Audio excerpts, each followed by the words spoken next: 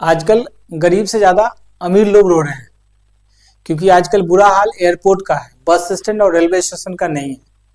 ठीक है, क्योंकि जो इंडिया का एविएशन सिस्टम है वो गुलाम हो चुका है। ठीक है, कंपनी जरूर इंडिया की है, लेकिन जो इसका देखरेख कर रहा है वो इंडिया का नहीं है। ठीक है, और आपको पता है किसी को गुलाम बनाना हो तो उसके औकात से ज्यादा जो है एक्वायर कर लो। ठीक है, मान लो किसी गांव में है, किसी गांव में 100 एकड़ जमीन है। ठीक है, और आप 64 एकड़ जमीन खरीद लिया आप। ठीक है, अब बाकी में पूरा गांव है, तो वो गांव आपके पीछे पीछे चलेगा, नहीं तो जिधर जाओगे उधर रास्ता बंद कर देगा, बोलेगा हमारे जमीन से नहीं जाना है तो हमारे जमीन से नहीं जाना है। वही हाल किया है इंडिगो ने। इंडिगो ने 64% जो है, 64% से ज्यादा मार्केट को पकड़ रखा है इंडिया में एविएशन सिस्टम में। बाकी में ये सारे हैं। एयर इंडिया का कितना है? 27% है। ठीक है, आकाशा एयर का कितना है? 5% है। स्पाइस जेट का कितना है? 2.6% है। अदर्स में मतलब उसके अलावा जो छोटे मोटे हैं वो 1.4% है।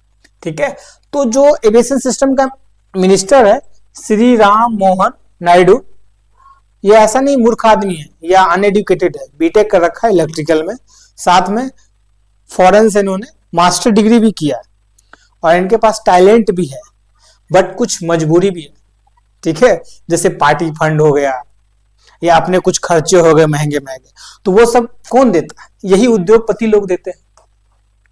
ठीक है, पार्टी फंड थोड़ी इनका पिताजी खरीद जमा करके रखा है जो पार्टी फंड खर्चा होता है, यही उद्योगपति लोग इनको देते हैं, ताकि जब हम आए तो आप मुझे मदद कीजिएगा। ठीक है, मदद क्या कीजिएगा? बिजनेस पार्टनर रहिएगा। तो उस सिस्टम से ये लोग चल रहे हैं, ये दिखावे के लिए बहुत काम करते हैं। ठीक है, बट ये इनका गुलाम है। ठीक है, और इंडिया इनका, क्योंकि इंडिया को ये चला रहा है। तो कायदे से आप अगर सोचे तो इंडिया का जो एविएशन सिस्टम है वो गुलाम हो चुका है, उसको आप मैनेज नहीं कर सकते, क्योंकि 64 वाले चाहे तो 100 पे इजीली पहुंच सकता है, लेकिन ये 46 वाले 100 पे पहुंचने में उसको पताल दिखने लगेगा। वो भी अलग अलग आदमी का है, किसी एक आदमी का 46% नहीं है। ये बंद कर दिया तो इंडिया का जो एविएशन सिस्टम है, ऐसा मत समझिए जो 46 रह जाएगा, पूरा परेशान हो जाएगा। ठीक है, और लोग सोच रहे होंगे जो इंडिगो का प्राइस गिरेगा या कुछ गिरेगा शेयर वगैरह, तो वो नहीं गिरने वाला है, क्योंकि जो फ्लाइट में चढ़ते हैं ना उसके पास टाइम पहले से ही बहुत कम होता है और लिमिटेड होता है, वो अपने टाइम के हिसाब से जाना चाहते हैं, और जिस टाइम से वो जाना चाहते हैं उस टाइम में इंडिगो का ही फ्लाइट मिलेगा। ठीक है, तो अब वो इंडिगो का फ्लाइट तो बुक करेंगे। ठीक है, इंडिगो का मार्केट गिरेगा कहां से? वहीं से गिरेगा ना, अगर नई फ्लाइट बुकिंग हो, कोई ऑप्शन ही नहीं है, लोगों को इंडिगो का ही फ्लाइट बुक करना पड़ेगा। अभी इतना प्रॉब्लम है तब भी इंडिगो का फ्लाइट बुकिंग हो रहा है फ्यूचर का, ऐसा नहीं है जो इंडिगो का फ्लाइट बुकिंग बंद हो गया।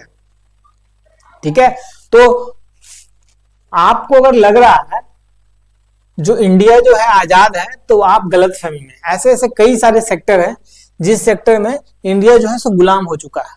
ठीक है, 64% है, ये जब चाहे तब इंडिया को नचा दे। अभी तो मान लीजिए एयरपोर्ट पे आने के बाद बोल रहा है कैंसिल हो गया। ठीक है, कल को ऐसा नहीं बोले ऊपर उड़ रहा है रास्ते में बोल दे एक काम करो इससे आगे हम नहीं जाएंगे, नीचे उतर जाओ, और उतरना पड़ेगा। ठीक है, ये है इंडिगो। इंडिगो ये नहीं करता। जब अगर सरकार जो है इससे पार्टी फंड में रुपया नहीं लिया होता या कुछ खर्चे बर्चे नहीं लिया होता, घर नहीं चलाया होता, तो वो नहीं करता। लेकिन उसको फुल आत्मविश्वास है कि इसको हम खरीद रखे हैं इन लोगों को, तो ये हमारा कुछ नहीं बिगाड़ सकता है।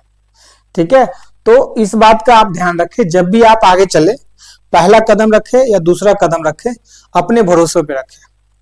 ठीक है, अगर किसी और के भरोसे जाएं, इंडिगो हो, एयर इंडिया हो, कोई भी हो, वो आपको कभी भी निपटा देगा।